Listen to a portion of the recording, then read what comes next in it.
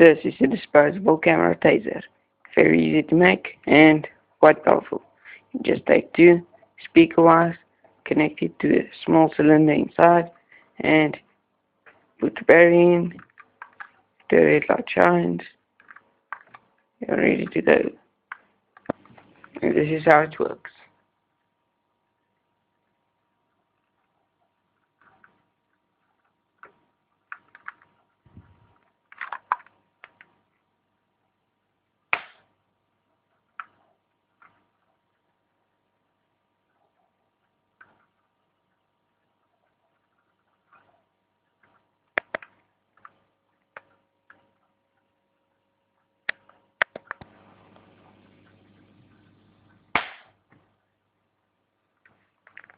And it's a door handle.